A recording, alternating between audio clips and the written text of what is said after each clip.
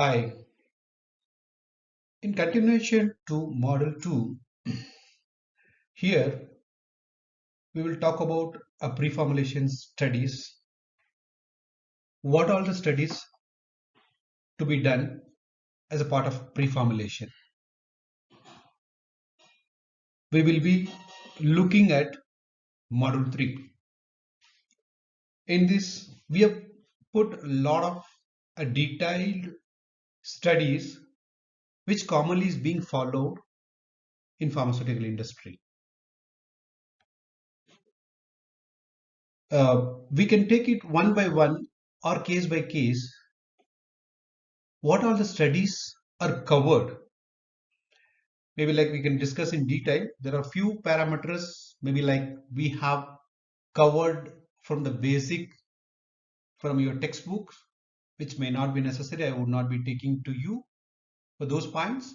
But however, those all is to be part of our pre-formulation, which is very important when you consider a formulation development.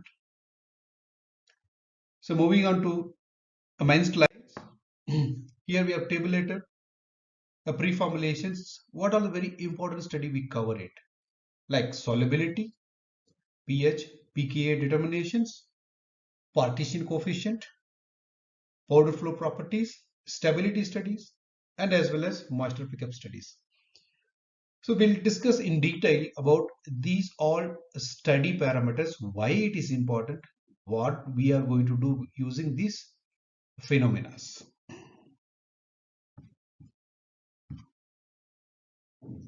So in pre-formulation, it is a very, very early stage to understand a physical chemical properties of the drug substance. Maybe when you mix any kind of excipients, what kind of an effect we will be getting, and when you use APA alone, how that APA is on different kind of studies when you do that, say particularly on the solubility and pH pKa. Moving on to next slide. So commonly used studies as a part of pre-formulations, which is something like we call it in an industry term, which is a drug excipient compatibility study. Drug excipient compatibility study, when you mix a drug plus an excipients, what kind of reaction happens, or what kind of I would say like what kind of effect I would say, like whether it is a kind of moisture pickup, or it's a kind of a degradation, or it's a kind of highly hygroscopic in nature. So these all factors we have to look at. So drug excipient study, there is a different ratio. Normally they use it based on the dosage, how the dosage is, like say suppose if we are using 10 mg of drug, and if you are using a diluent which is a 10 times or 15 times, or if it is 2x, so whatever is there, whatever the formulations we are designing, accordingly the ratio is also to be defined.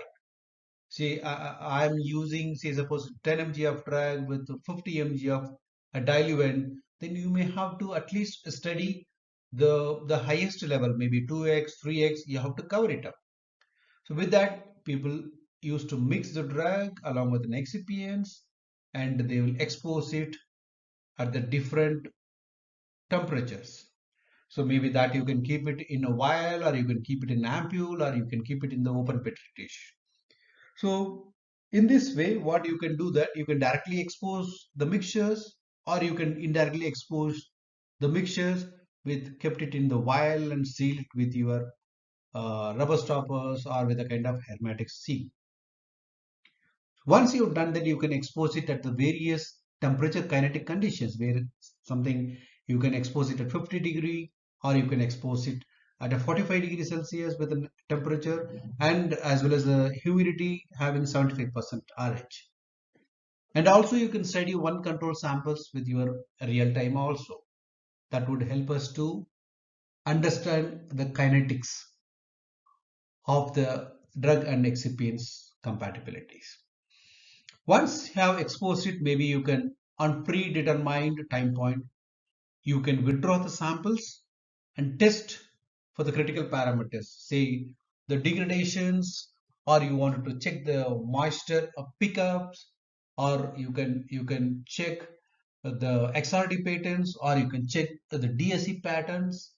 So all these parameters, maybe you can check it and understand that is there any major difference are we getting when we perform a drug versus an excipients against the drug substance as a control. Moving on to next slide, commonly used studies as a part of pre-formulations. An incompatibility with the dosage form due to drug and excipient compatibility leads the following changes. Changes in the organoleptic properties, changes in the dissolution performance, physical form conversion, decrease in the drug potency, increase in the degradation products. We can discuss one by one changes in the organoleptic properties. What is that it is? What is really is happening to the finished product when we formulate it, when we add an excipients, how it is affecting the solubility, how it is affecting the pH, how it is affecting the pK of the drug substance, how it is affecting the DSC, which is your gravimetric analysis. And in terms of the dissolution, you can also check the solubility matters when the dissolution get alters. Certain excipients which will delay your dissolution. Say suppose if you are using any kind of polymers, it delays your dissolutions. When you use a kind of a cross carbonyl sodium which enhance the dissolutions, or certain cases whenever you use a surfactant where you can see that the improvement on the dissolutions also. In certain case, there is a change in the physical form. Maybe like your drug substance may get changed from an amorphous to crystalline or crystalline to amorphous. There are a lot of possibilities whether when you use a kind of certain kind of polymers or certain kind of diluents or certain kind of solubilizers. This maybe you can identify by performing a suitable XRPD or any other methods, like you can check the DSCs or the TGAs. All these methods will help us to identify or understand how the physical form is getting changed. The drug potency, maybe the degradations would be the major cause. Because of the degradations, your drug potency may come down, or maybe because of certain kind of solubility issues, the drug substance or drug potency may come down. There are various factors, and those properties we can understand as a part of pre-formulations. An increase in degradation, as we discussed, there is many ways we can understand like the degradation, how it is happening with respect to case, maybe with respect to drug and excipients compatibility study, or the kinetics with respect to the temperature, or there is open and closed method used to do as a part of the study will tell us how this degradation happens, what kind of reaction happens, whether it is an oxidation it is happening, or whether it is because of the heat or because of the moisture pickup. So these all factors may potentiate your degradations.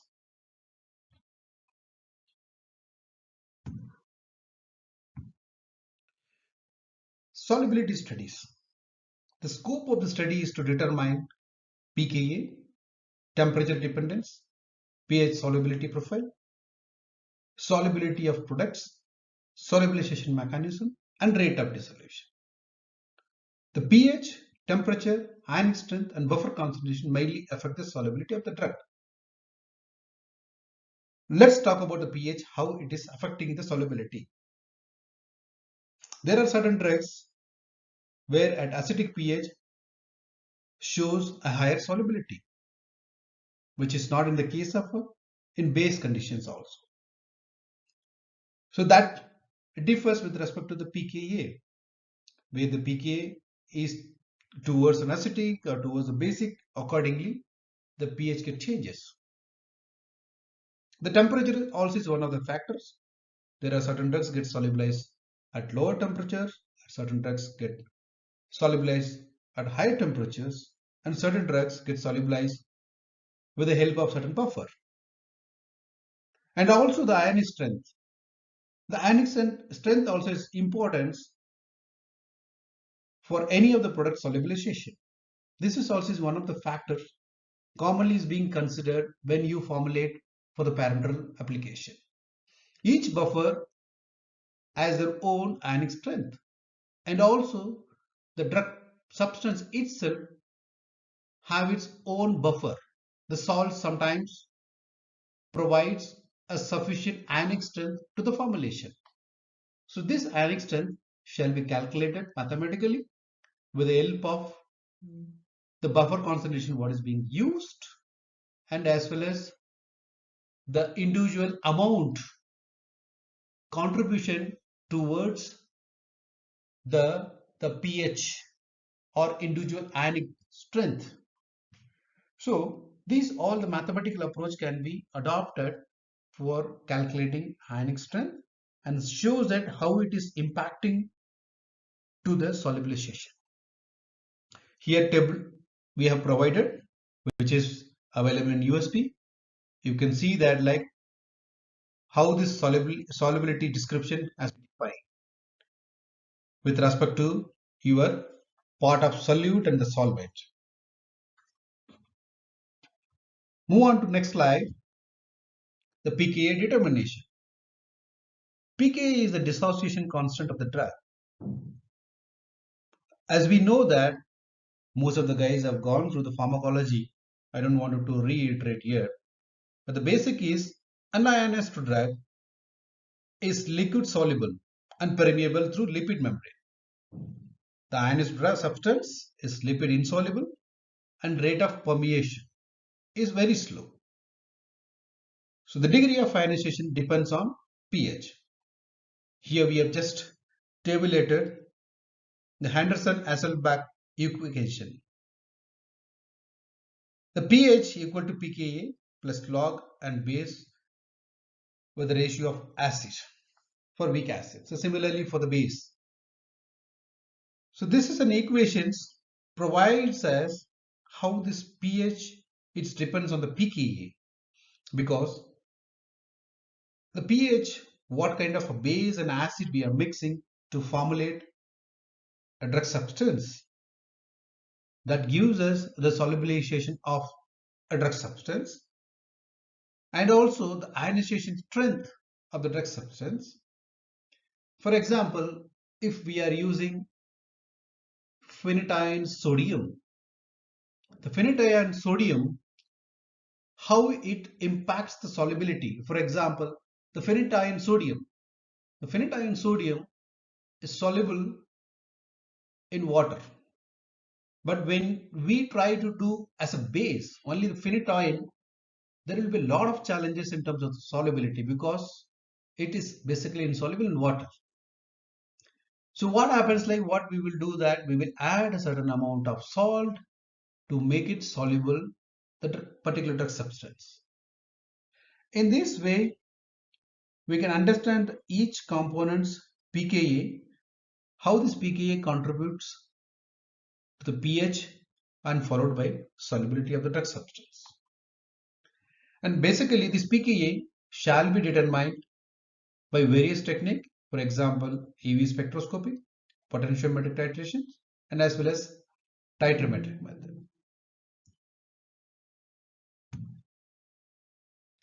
The effect of temperature.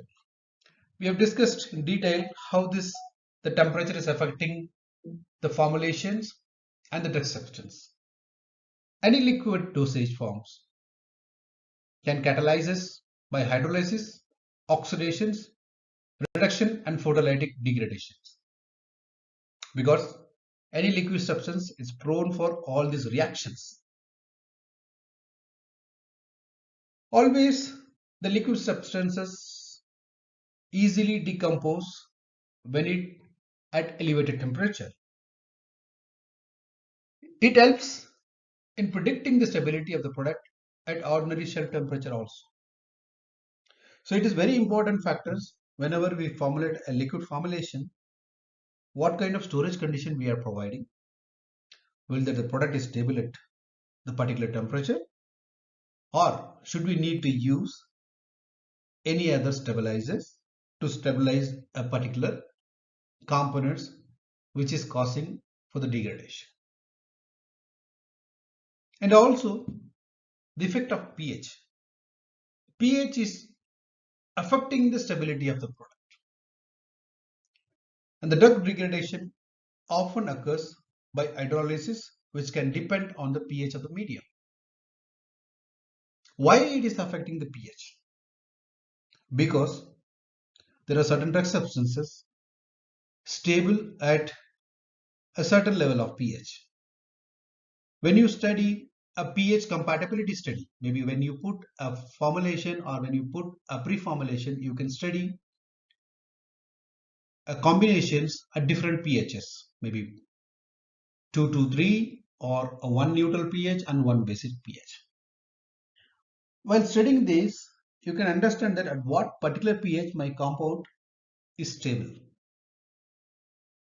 Should I need to select a particular pH? Yes, of course, you have to select which pH produce a stable formulation.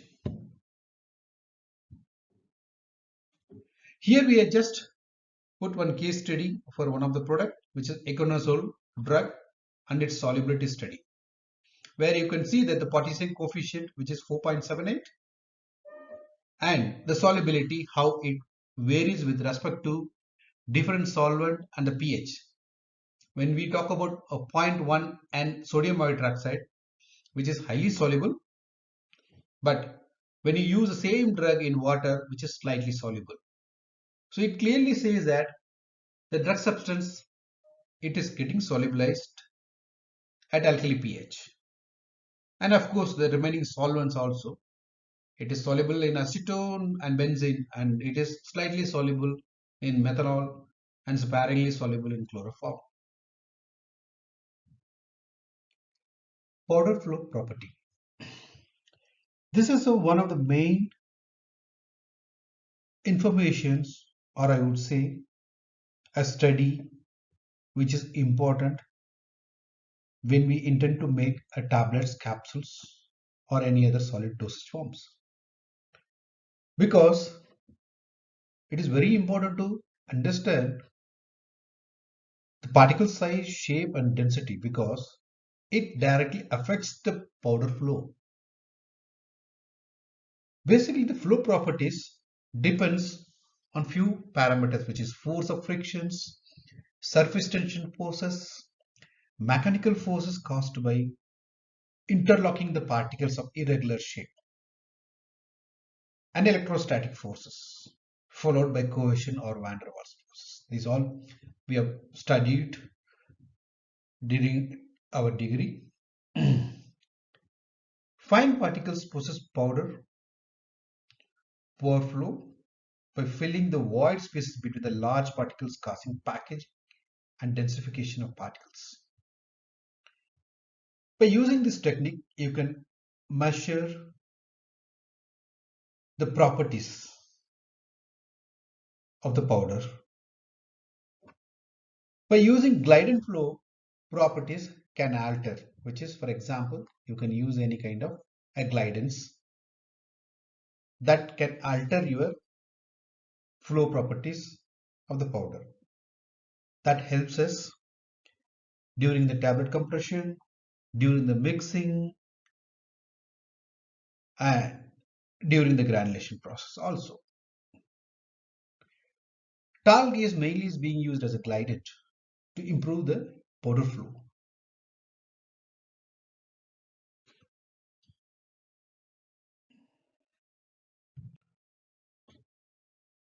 Next is determination of powder flow properties. These will very well we know that the angle of repose which I don't have to talk about much. We have tabulated here how the study is performed. I think everybody knows that, which is tan theta equal to height of the pylon with a ratio of radius. And the table shows that, like, based on the value, how the type of flow can be identified.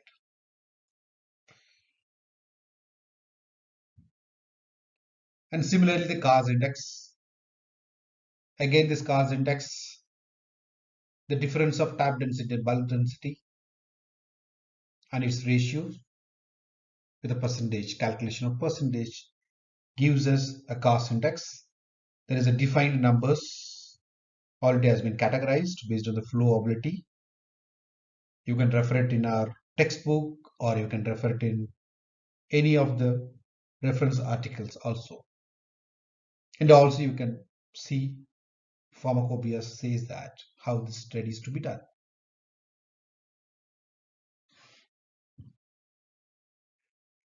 Cause index and Asner ratios.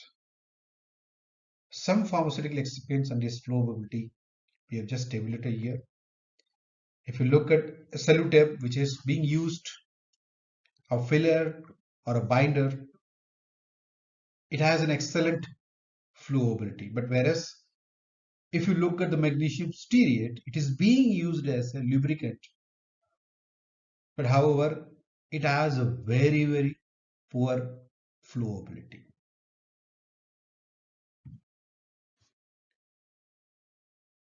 There are various particles from an API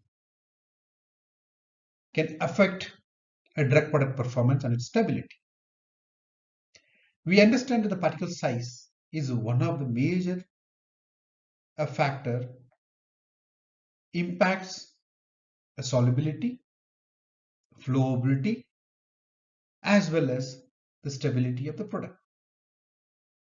That is the reason in many cases, as an industry practice, we recommend to use minimum of 2 lots of drug substance to prepare 3 primary batches of drug product. This can be applicable in development scale or in pilot scale or in the commercial scale. So that would give a more confidence from a drug product, and also to understand the variability of the drug substance. As a part of pre-formulation study, photostability is one of the major study which clearly tells us how a drug substance or a drug product or a combination of drug and excipients performs at a photo condition. Maybe it can be a white light, or it can be a fluorescent light, or it can be an UV light. There is a defined procedure has been provided in ICH. I think it is Q1B, talks about a photostability of drug substance and drug product. This study shall be performed a direct exposure of drug substance, or you can put it into the petri dish and you can expose it. And also for the drug product, you can fill it into the vial, or you can pack it into the capsule shell, or you can make it into the primary and secondary pack, maybe the blister or any other pack. These all components shall be exposed under UV and fluorescent and not less than 1.2 million lakhs hours, and integrated near ultraviolet light not less than 200 hours per square meter.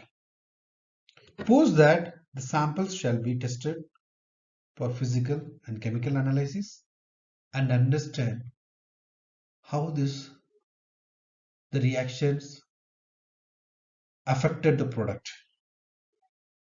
in terms of the direct exposure or in terms of your immediate pack or your market pack.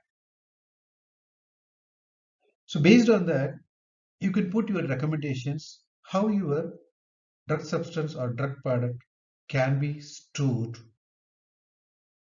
to protect any kind of photo reaction during the storage.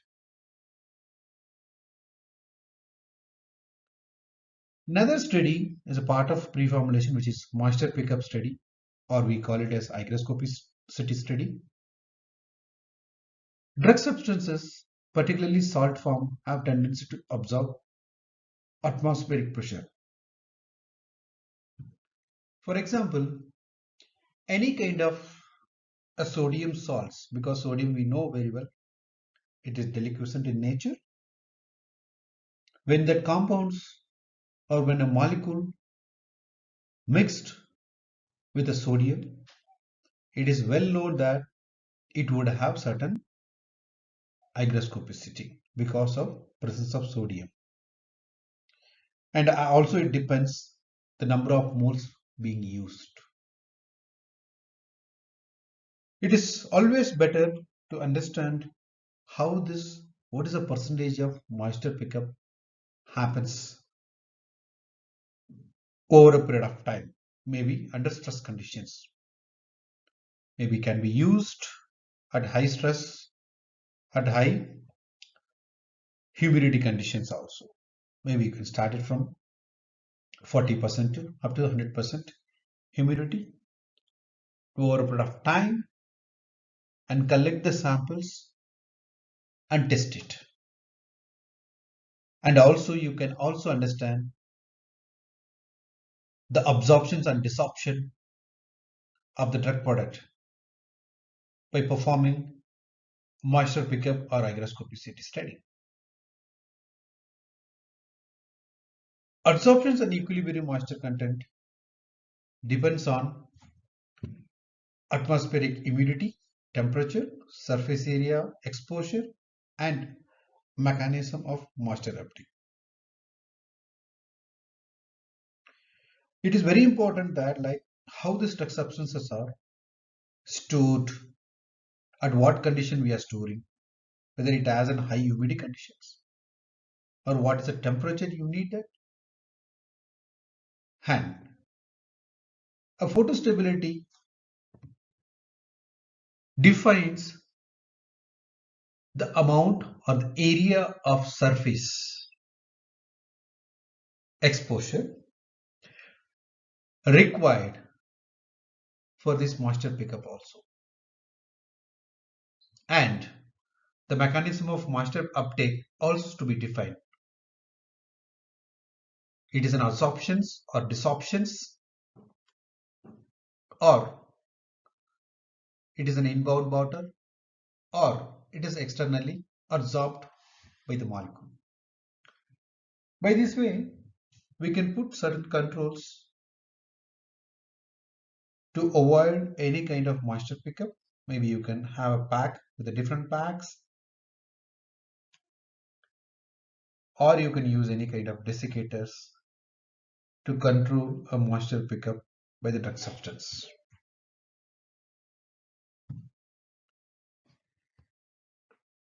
Moisture pickup or hygroscopicity defined by a pharmacopoeia based on degree of hygroscopicity classification. The one is deliquescent, which is we know that a sufficient water is absorbed to form a liquid. A very hygroscopic, which calls more than 15% water could absorb, and followed by hygroscopic and slightly hygroscopic, which is between 15 to 2% and 2% to 0.2% respectively. So by performing this study, we can categorize the drug substance levels. At what level the drug substance can be categorized. There is a deliquescent to very hygroscopic, or slightly hygroscopic.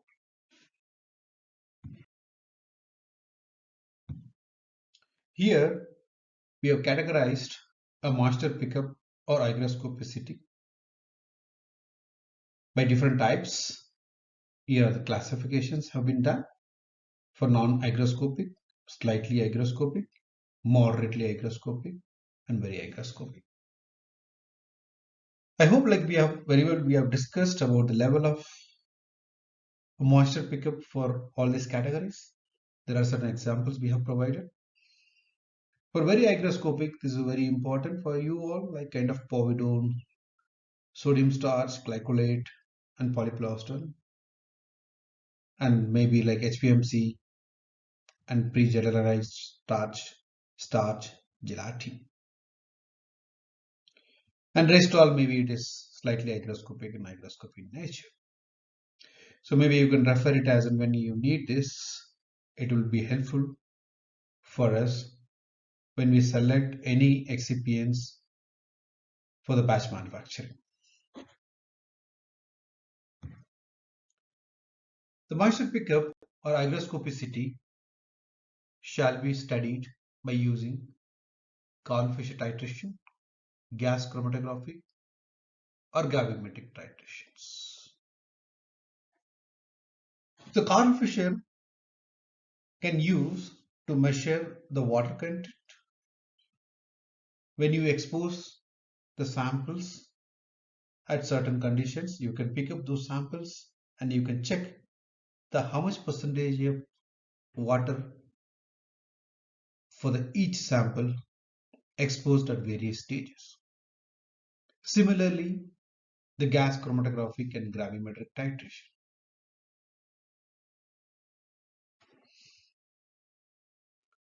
Here we have presented a graph which shows that the different excipients behavior at different percentage of RH, nothing but relative humidity. For example, if you look at a povidone USP, which absorb nearly 20% moisture content when you expose a samples at 60% RH, and it grows over a period of time, and it attains close to 45 to 50% when the relative humidity increases to 100%. And rest all components follows: cellulose, magnesium, aluminum silicate, lactose. Of course, we know like lactose is not much sensitive on the relative humidity, but however, that also at certain level will start picking up the moisture, which shows that it's a steep absorption of water when the relative humidity increases more than 90%. So with this model, wanted to stop it here, and there are few discussions shall be taken forward into our next module to discuss on certain part of pre-formulations and formulation developmental activities in relation with QBDP. Thank you and wish you good luck.